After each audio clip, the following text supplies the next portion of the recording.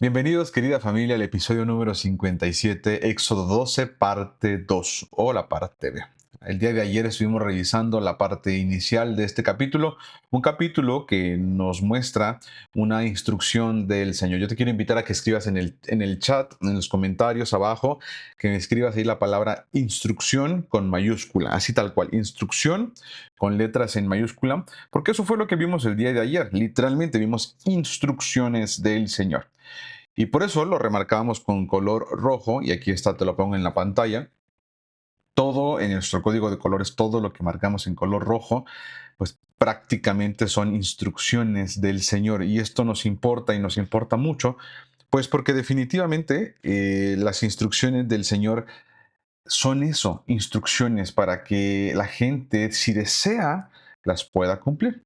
Y es que como cualquier instrucción, así están siendo estas instrucciones del Señor. Me refiero a que es por definición la palabra instrucción la que define exactamente todo esto que marcamos en rojo. El día de ayer vimos que se instituye o se instruye a través de esta instrucción, a través de este escrito, de este capítulo, justamente lo que el Señor anhela que su pueblo esté haciendo. Y eso es una cosa dual, ¿de acuerdo? Es una dualidad. Ya vi sus palabras instrucción muy bien. Es una cosa dual. ¿Qué significa eso? Significa que es una instrucción para salir de Egipto, ¿sí? En primer lugar. Y segundo, es una instrucción de algo que se va a conmemorar año tras año. Es una instrucción dual. No solamente es para que se haga una vez, sino que además de que se va a hacer esa ocasión para salir del pueblo, salir del pueblo de Egipto, de la nación de Egipto, va a ser una instrucción para una institución de un día conmemorativo, que ya nos fijamos que no es un día, sino que es prácticamente una semana y media, ¿sí? Un poquito más de, pues, rememorar esta liberación, ¿de acuerdo? Y estábamos revisando todo esto que aparece en su pantalla, que es el tema del cordero, el tema del menú, que te incluye hierbas amargas, que incluye pan sin leudar, ¿de acuerdo? Y también nos veíamos en la siguiente página cómo aparece cuántos días deberán comer pan sin leudar y así sucesivamente. Todo esto sucederá en el inicio del año, el primer mes del año, que es el tiempo donde está la primavera, y eso lo asociamos a través de cuando justamente se produce la plaga del granizo, que nos contaban acerca de que era el tiempo de la cebada. Por lo tanto, cuando asociamos todo esto, nos notamos que este tiempo es, o que esta temporada es la temporada de la primavera. ¿Sale? Por lo tanto, todo esto que estamos analizando acá es el tiempo de la primavera. ¿Sale? Y vemos que es al día 10 del mes que empiezan a la selección del cordero o de la cabrita, del cabrito, hasta el día 21 de ese mes, que es cuando concluye toda esta semana de conmemoración, toda esta temporada de conmemoración. Por lo tanto, eso fue lo que el Señor estaba instruyendo.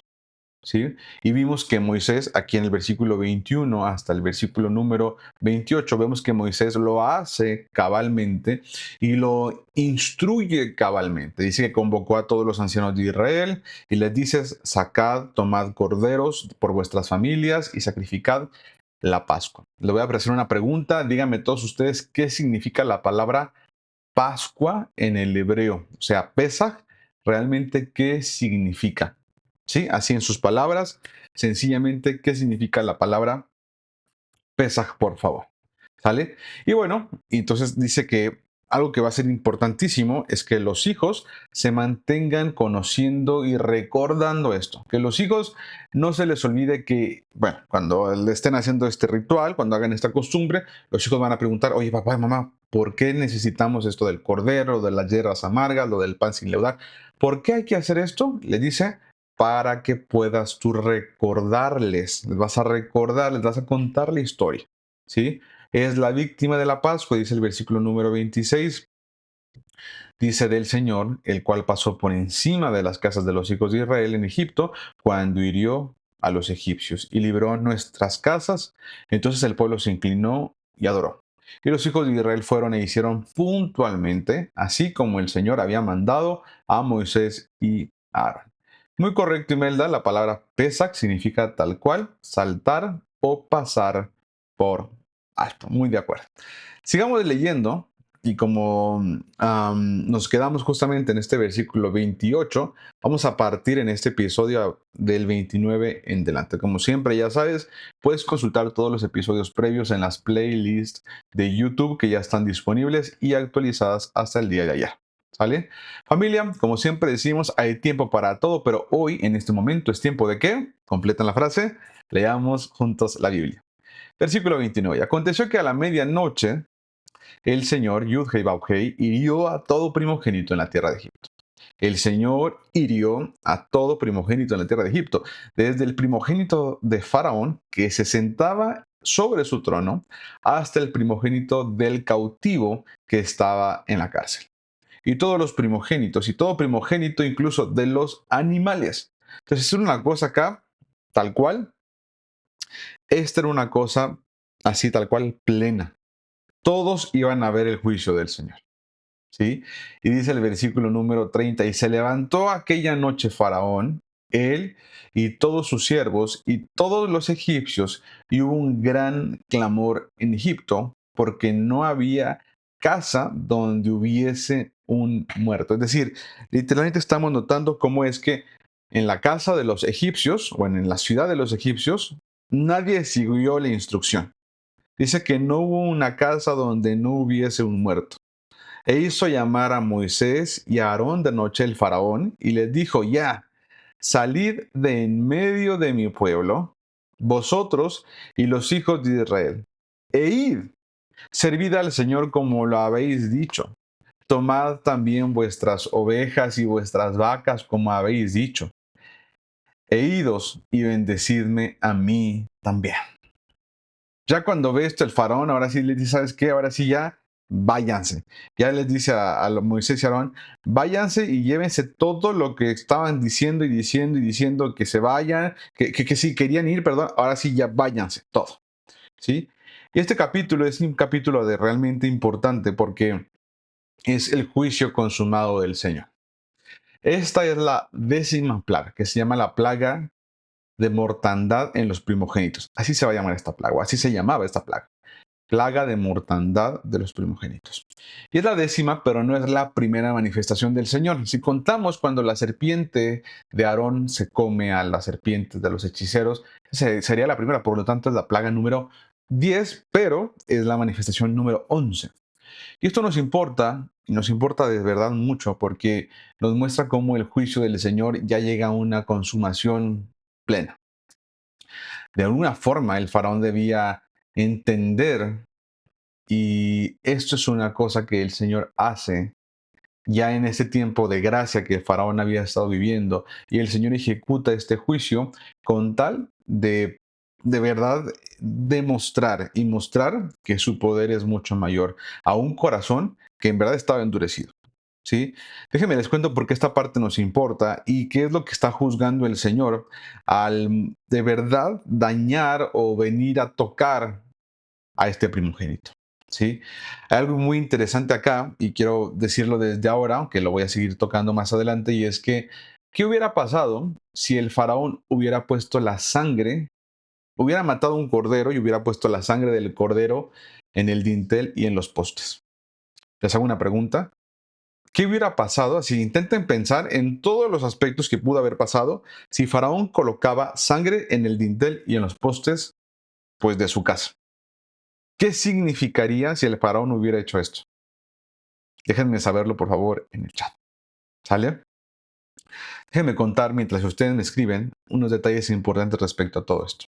Ya que en el Egipto antiguo, el faraón no solo era un rey, sino considerado una encarnación divina, es decir, un dios en la tierra. Este se consideraba un mediador entre los dioses y los hombres, y una figura con poder espiritual, político y cósmico. Imagínate nada más esto. Imagínate nada más esto. Era un dios en la tierra, un mediador entre los dioses y los hombres, y una figura con poder, además de político, también era una figura de poder espiritual y de poder también cósmico. ¿Sí?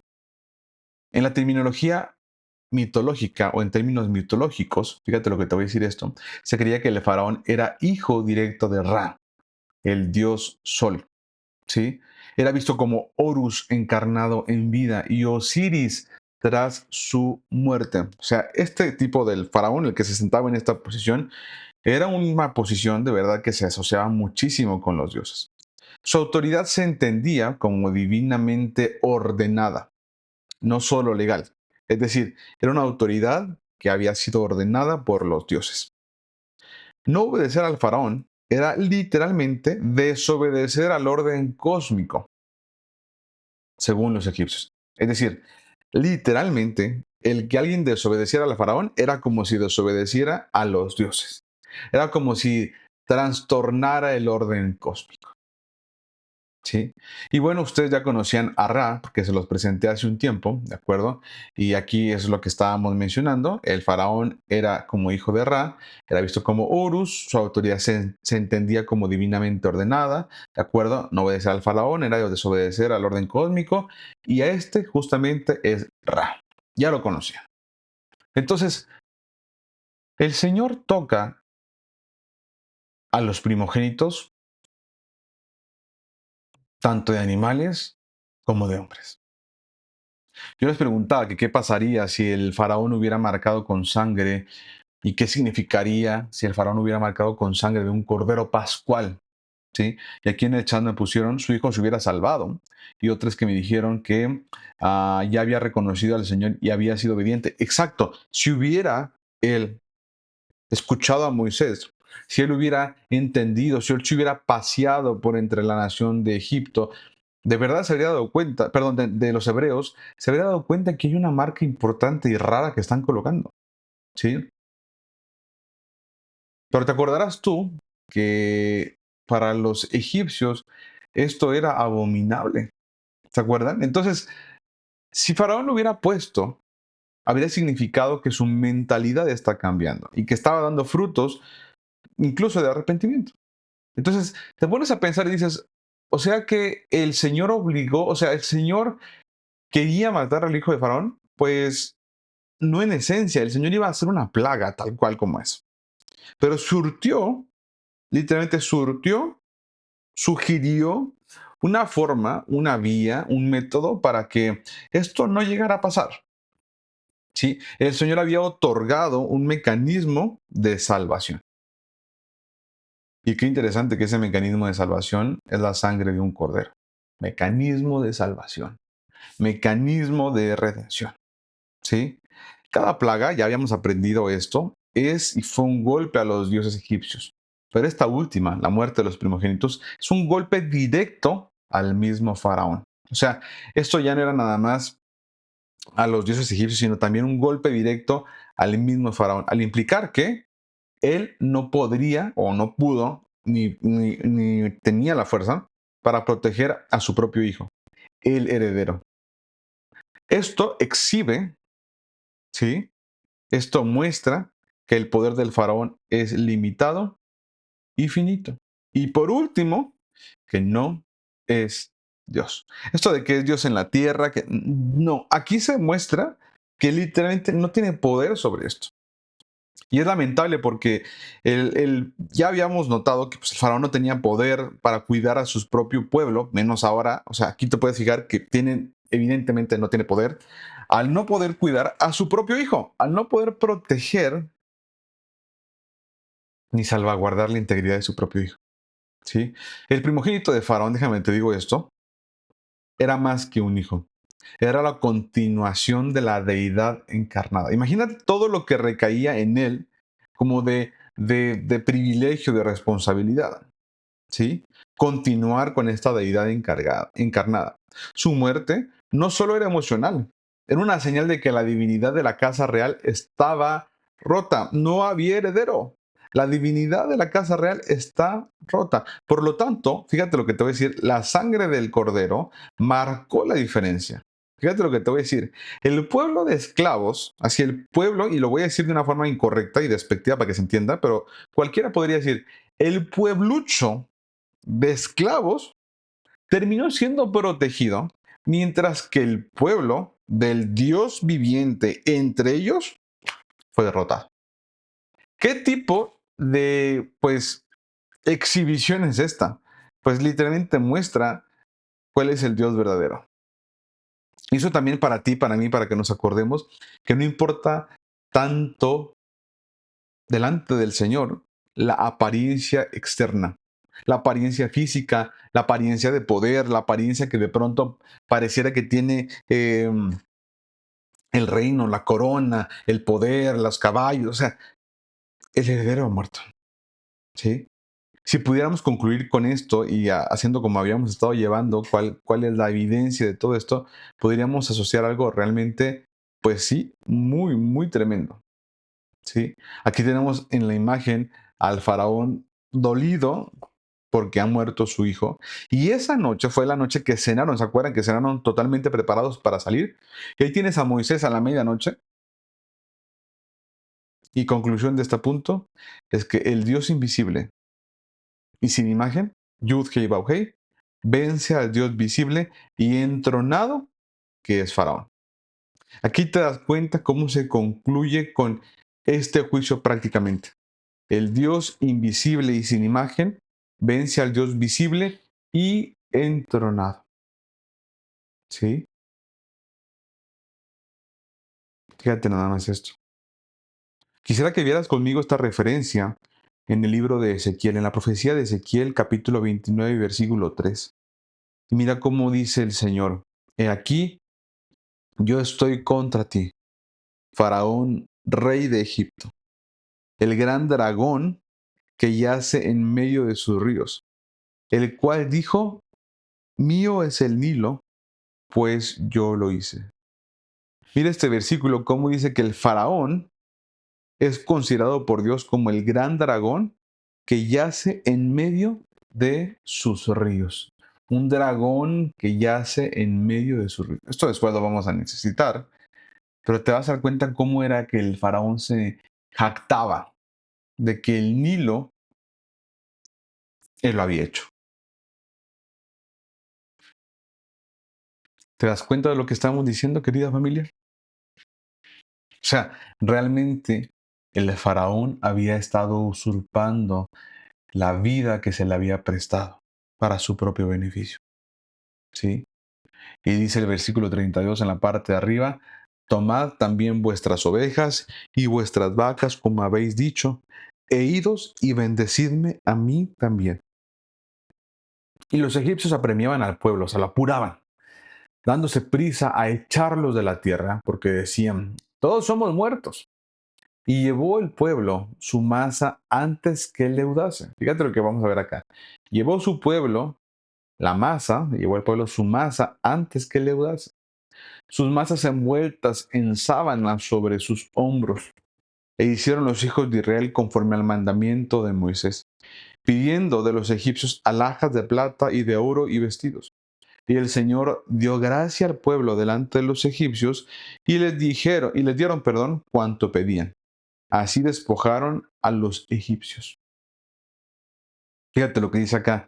Me regreso al versículo 34. Se llevaron su masa antes de que ésta pudiera leudar. En la antigüedad no existía como tal este concepto de levadura instantánea. ¿Cuántos aquí, por favor, escríbanme en el chat, cuando han hecho alguna ocasión pan, le ponen un sobrecito o unas cucharadas de levadura instantánea? La levadura es pues, químico prácticamente que se adiciona en la masa para que pueda leudar mucho más rápido. Y en cuestión de horas, está listo. Sin embargo, la levadura incluso instantánea requiere su tiempo de pose para poder que se genere el leudo. Es decir, 2 horas, una cosa como es. Y alguien podría decir: ¿qué tan instantáneo podría ser si tarda 2 horas? Bueno, es que si tú haces pan sin levadura, mira, por ejemplo, aquí ya me puso Imelda, Elena.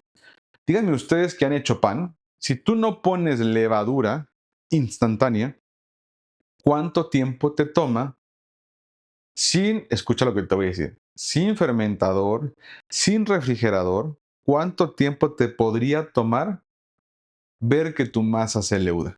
Sin poner levadura instantánea, sin refrigerador, sin fermentador, sin control de temperatura. ¿cuánto tiempo crees que te podría llegar a tomar? Así en palabras rápidas.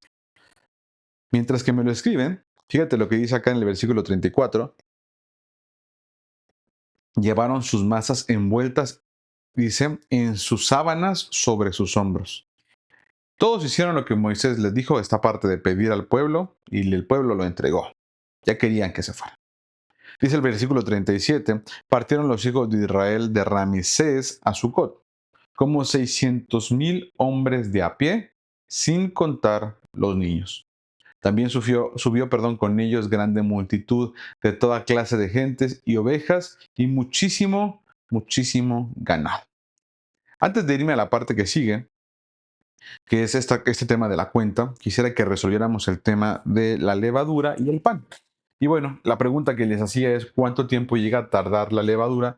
¿Cuánto tiempo tarda el pan si no se tiene levadura? Y la respuesta sencilla y rápida es que tarda días. O sea, una masa que no tiene levadura, que no tiene control de temperatura, puede llegar a tardar días en que se pueda leudar. ¿Sí? Por lo tanto, cuando nos menciona acá que se llevaron su masa y que comieron pan sin leudar, literalmente es porque no lograban dejar que la masa leudara. Se tiene que dejar reposando y cuidar y el calor y el sol y demás. Pero cuando tú no le pones atención o cuando no puedes, no hay tiempo para eso, no puedes que dejarla reposar, no se va a producir el fermento. Por lo tanto, se las llevan cargadas en sus sábanas y literalmente hay que esperar hasta llegar a un punto donde podamos dejar reposar la masa. Si la estamos moviendo, no va a leudar. Dice por acá Finita, yo sí uso levadura. Exacto. En la actualidad se utilizan definitivamente todo el tiempo levaduras instantáneas. Más o menos sería como lo homólogo a utilizar masas madres. ¿Han escuchado eso que está muy ahorita, pues sí, en la parte popular? Está siendo muy popular esta parte de hacer masas con masa madre. Y es un fermento literalmente que se tiene guardado en el refri y pones ahí pones ahí masa, harina y agua. Y hay que alimentarla todos los días y mezclarla y demás. Y esa produce ese fermento que después fermenta y hace leudar a todo el resto de la masa. Pero eso tarda tiempo, tarda mucho tiempo. Y hay que cuidarla muy bien. ¿Sale? Entonces dice que se la llevan sin que haya leudado. ¿Sale? Y luego dice el versículo número 37. Partieron y dice como 600,000 hombres de a pie. Fíjate lo que dice que son 600,000 hombres sin contar a mujeres, niños y ancianos. Tal cual.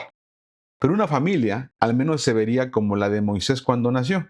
Díganme ustedes cuántos hermanos o de cuántos estaba conformada, por cuántos miembros la familia de Moisés. Fíjate cómo una familia, por mínimo, se veía como la familia de Moisés. Papá, mamá y 3 hijos, por mínimo. Es decir, prácticamente una familia que estaba conformada por unos 5 miembros en promedio. ¿Sale? Si nos pudiéramos poner a pensar, más o menos se vería así. Ah, mira, lo que te decía acá, papá, mamá, 3 hijos y probablemente hasta un abuelo, seguramente, ¿no? Se vería algo como esto. ¿Sale?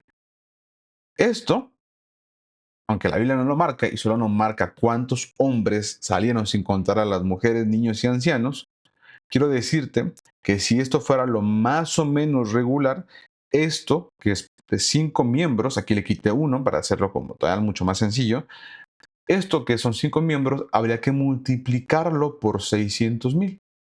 O sea, 5 miembros por 600,000, que son varones, literalmente te daría un número aproximado de gente que salió de Egipto. Es decir, si hacemos una cuenta nos quedaría así. 600,000 hombres, que es algo que está escrito, y luego hacemos un cálculo. Imagínate que cada hombre de esos tiene una esposa, serían 600,000 mujeres. Imagínate que cada uno de estos matrimonios tiene 2 hijos, que daría 1,200,000 niños, ¿de acuerdo? E imaginemos que cada uno tiene un abuelito, que es el que está ahí atrás justamente. Y ya lo andamos tapando, que no nos culpe el abuelito. ¿Sale? Si hacemos la suma de todo esto, dice que en total aproximadamente serían 3 millones de personas. Esto es un subtotal aproximado, ¿sí? Y digo subtotal porque fíjate lo que dice acá. Dice que también subió con ellos grande multitud de toda clase de gentes y de ovejas, ¿sí? y muchísimo, muchísimo ganado. Por lo tanto, fíjate nada más, estaba buscando referencias para saber más o menos cuánto era esa multitud de extranjeros que subió con ellos. Y hay una referencia, según el comentario de Rashi, que es un rabino judío hebreo, y el Targum de Jonatán sobre Éxodo 12:38, que es justamente el que estamos leyendo. Dice que la multitud mixta, Erev Rab, dice que salió con Israel, pudo representar hasta un 20% adicional del total del pueblo. Entonces, si ahorita estamos teniendo una cantidad, pues de pronto hasta moderada, porque no creo que tenían solo dos hijos, pero dejemos así. Imagínate que el 20%, vamos a calcularlo acá, el 20% de 3 millones son otros 600,000, ¿sí? Ese es el 20% de los 3 millones. Imagínate nada más esto. Entonces, ¿cuánto nos daría este total aproximado? 3,600,000 personas más todo el ganado que tenían justamente consigo.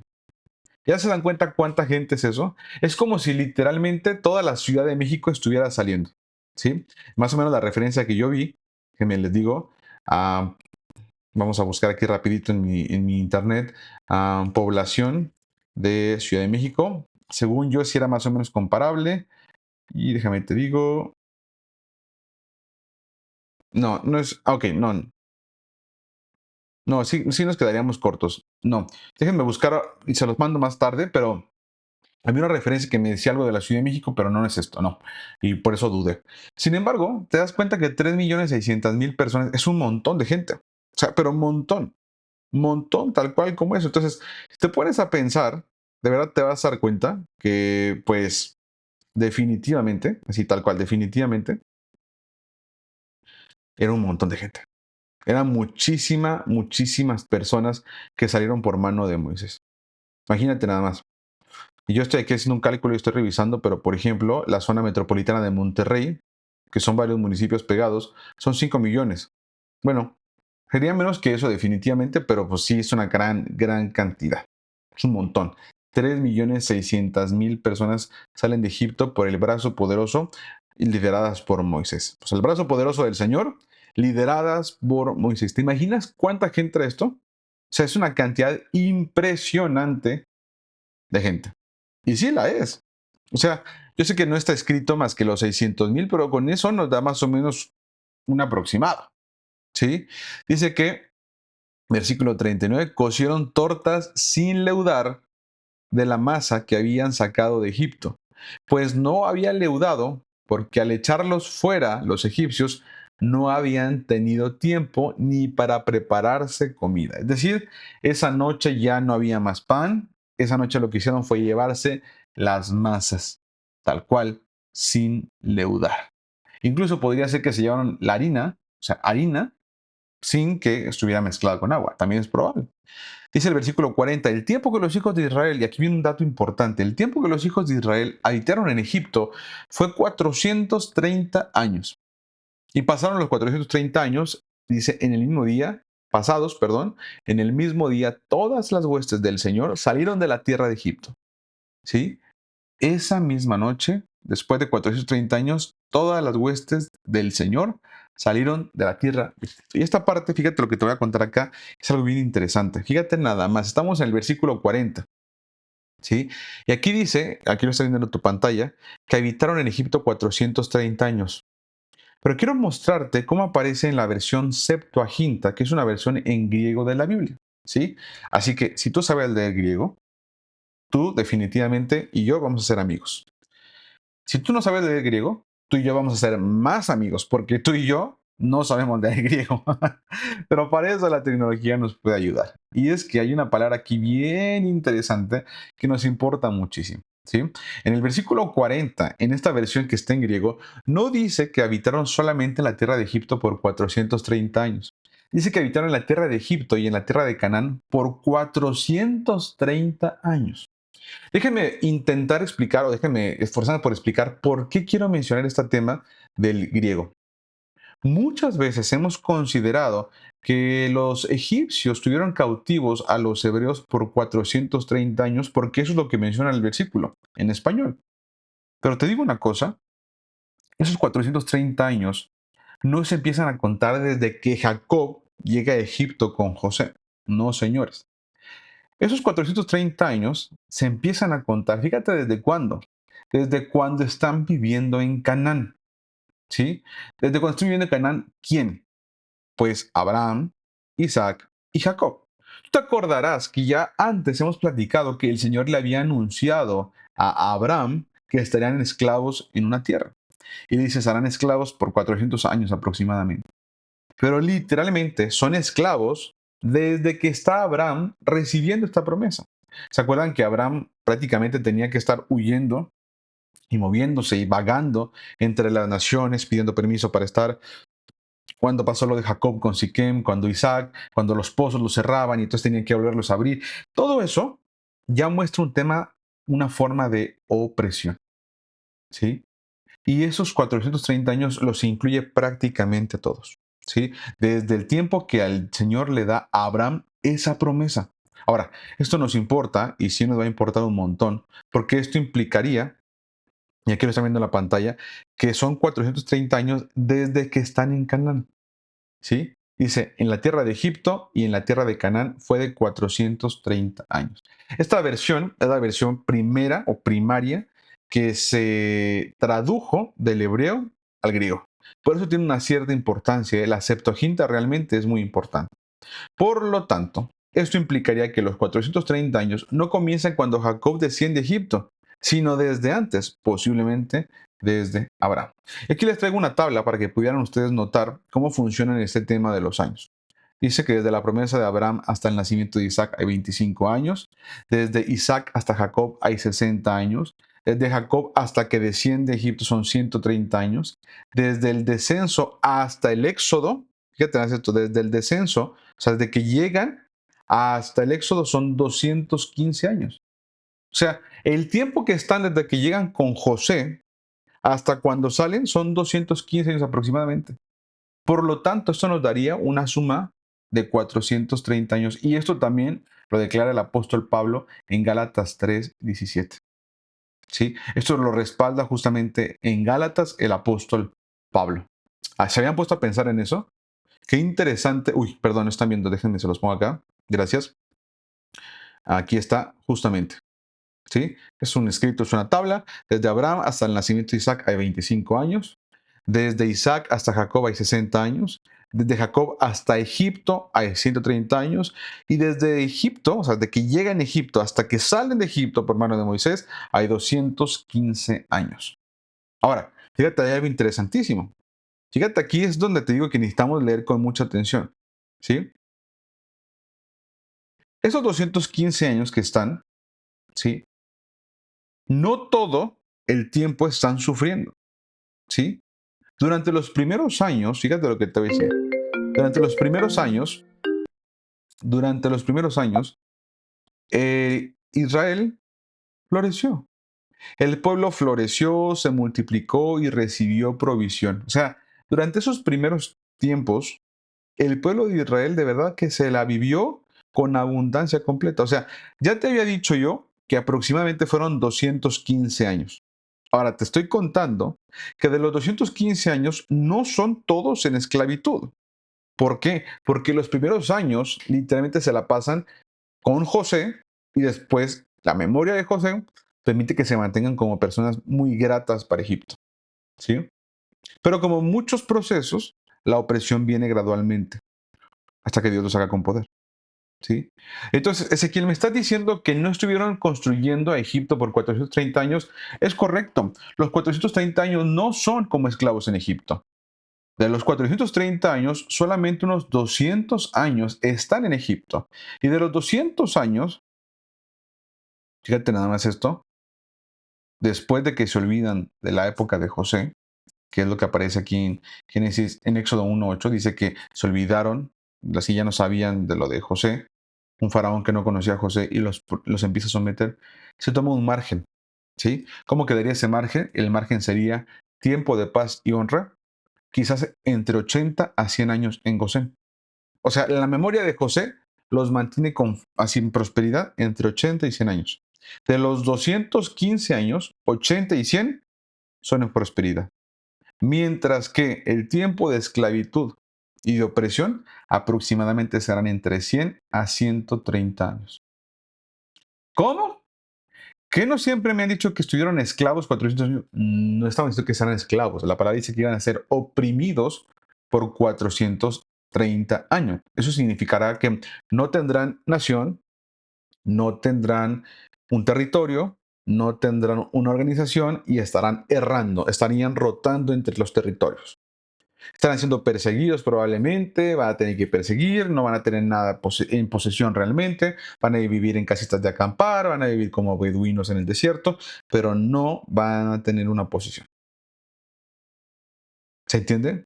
Entonces, de pensar en 400 años de esclavitud, estamos pasando a 100 a 130 años realmente de esclavitud. Ojo, esto no es menor. Ya cuando lo ves así, dices tú, en la torre. Yo les hago una pregunta. ¿Alguien se acuerda qué estábamos haciendo hace 100 años? De entrada, ninguno de nosotros estábamos vivos. Y en segundo, hace 100 años fue muchísimo tiempo. ¿Sí? Estamos hablando de que los años 80, los años 90, fueron hace 30 años. Y eso fue ya hace muchísimo tiempo. Los 80 son hace 40 años. Los 70 son hace 50 años. Y vamos a la mitad apenas. Imagínate estar esclavo desde los 70. Ahora imagínate estar esclavo desde los 20, hace 100 años. Sí, sí se entiende lo que estamos diciendo, pero necesitamos ser honestos a la hora de leerlo. ¿Sí? Porque en efecto, no todo en Egipto, Israel en Egipto, no todo fue sufrimiento. El pueblo floreció, se multiplicó y recibió provisión hasta que empezó la opresión. ¿Se entiende esto?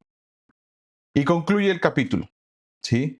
Y le dice, es noche de guardar para el Señor.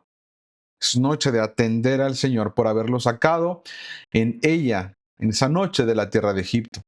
Esta noche deben guardarla para el Señor todos los hijos de Israel en sus generaciones, sin importar si era el hijo o el nieto, deberá también guardarla.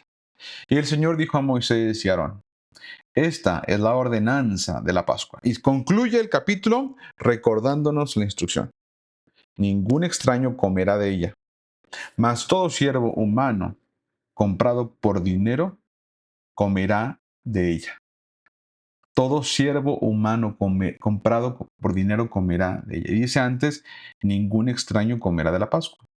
Después que lo hubiera circuncidado al extranjero o al siervo, puede comer de la Pascua. O sea, no puede comer del cordero. ¿Sí? Dice, el extranjero y el jornalero no comerán de ella. Se comerá en una casa y no llevarás de ella carne fuera de ella, ni quebraréis hueso suyo. Toda la congregación de Israel lo hará. Mas si algún extranjero morare contigo y quisiere celebrar la Pascua para el Señor, séale circuncidado todo varón, y entonces la celebrará.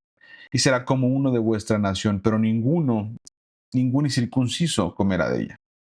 La misma ley será para el natural y para el extranjero que habitare entre vosotros. Literalmente está diciendo, esta remembranza, esta fiesta o esta convocación festiva solo podrá ser para los nacionales. ¿Por qué? Porque es una festividad de independencia nacional. Por lo tanto, solo podrán acercarse a este cordero aquellos que son nacionales, aquellos que han aceptado el pacto. ¿Y cuál es la evidencia de un varón que ha aceptado el pacto? ¿Cuál es la evidencia según para los israelitas? Es la circuncisión. ¿Sí? Porque está diciendo tal cual. Y lo vimos desde el principio en Génesis. El que tenga conflicto, lea lo que leímos en Génesis con la circuncisión. Vaya a ver el video anterior, donde literalmente la circuncisión es el efecto del pacto entre Abraham y el Señor, que el Señor invita a Abraham. ¿Sí? Por lo tanto, ¿por qué un extranjero le interesaría celebrar el Día de Independencia que no es su nación?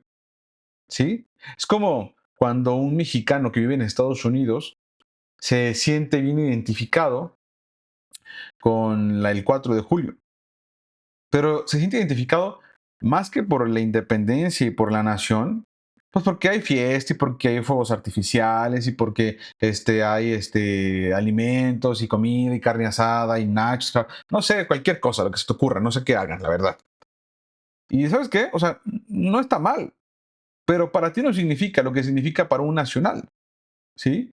Ahora, que si tú dices, pero pues ya, o sea, ahorita ya ni nadie conoce bien la historia. Por eso es que la gente pregunta y la gente, dice el Señor, o sea, los hijos van a preguntar, pero ¿por qué otra vez el cordero? ¿Pero por qué otra vez las hierbas amargas? ¿Pero por qué otra vez el pan este todo así aplastado, el pan que es un pan sin leudar? ¿Por qué? Pues porque el Señor nos sacó. O sea, te va a servir para recordarlo.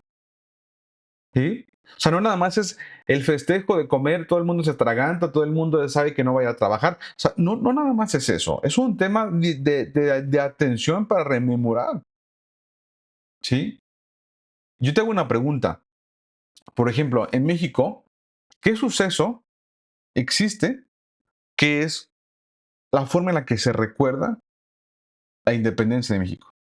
Ahora te hago una pregunta y que se celebre cada año. En Estados Unidos, ¿cuál es el suceso que recuerda a la independencia? Los fuegos artificiales, créeme que no, esa es una forma de celebrar. ¿Sí? Pero en México, por ejemplo, se tiene el tema del grito de independencia, ¿no? Que es una forma de rememorar según lo que se supone hizo Miguel Hidalgo, ¿sí? Pero ¿qué sucede en Estados Unidos? ¿Qué cosa te ayuda? Entonces los niños preguntan, ¿y por qué eso? ¿Y para qué eso? Si es que preguntan. Y si no preguntan, tú les cuentas y les deberías de contar, porque se supone que esa es su identidad, esa es su nación. Bueno, para los israelitas, esto es su día de independencia. Literalmente, el que siga, ¿y por qué hay que comer pan sin leuda? ¿Pero por qué si no me gusta? ¿Pero por qué hay que sacar toda la levadura de la casa? ¿Por qué habría que sacar todo el pan leudado? ¿Por qué habría que sacar las pastas, las galletas, los cereales, la espelta, el trigo, la avena? ¿Por qué hay que sacarlo? Entonces le cuentas, pues porque leuda. ¿Y eso qué tiene que ver? Pues porque nuestros antepasados salieron de Egipto, perdón, sin que pudiera leudarse. ¿Sí? ¿Qué significa? Las levaduras significa pecado. El Señor está quitando el pecado. Ya lo quitó. Nosotros vamos a recordarlo a través de esta forma. Es un recordatorio. Escriban estas dos palabras. Recordatorio didáctico. Escriban estas dos palabras. Recordatorio didáctico. ¿Sí? Pero ¿se puede entonces ser de la nación de Israel? Pues aquí te das cuenta que sí se puede. ¿Sí? ¿Y cómo empieza el proceso de ser parte de la nación de Israel? No ocupa hacer una conversión, no, nada más ocupas entender cuál es tu identidad, que es gobernado por Dios. Israel significa tal cual, gobernado por Dios. ¿Y cómo se nota esto en los hombres, en la carne de los hombres? Así tal cual. El efecto es interno, ¿y qué produce? El fruto en la carne, la evidencia en la carne. Como lo puso Imelda, circuncisión. ¿Se entiende esto? Y entonces dices, no, pues claro, esa nación es mi nación. Ese pueblo es mi pueblo. Esa historia es mi historia. Es parte de mi historia. No, no es cierto, tú eres mexicano. Bueno, ¿qué dice Gálatas 3:29? Si vosotros sois de Cristo, son linaje de Abraham, son descendencia de Abraham. ¿Sí? Y herederos según la promesa. ¿Cuál promesa? La promesa de Abraham. Oye, Ezequiel, entonces, ¿se puede ser parte del pueblo de Israel? Por supuesto que se puede ser parte del pueblo de Israel. Pero eso no es ser judío. No, no es ser judío, porque el pueblo de Israel son 12 tribus y ser judío solamente sería una tribu. Y el Señor no nos llama a ser judíos, nos llama a ser de Israel, nos llama a ser gobernados por Él, a salir de la esclavitud, a salir fuera de Egipto, a salirnos del sistema, a salirnos de la esclavitud, ¿sí? A salirnos de este deseo de pertenecer a un lugar que no es el nuestro, ¿sí? Si te digo con sinceridad, este mundo no es tu hogar. Este es un lugar temporal. No es lo que estamos esperando. Este mundo es temporal. Este mundo es pasajero. Este mundo es vanidad. Está y enseguida no está. ¿Sí?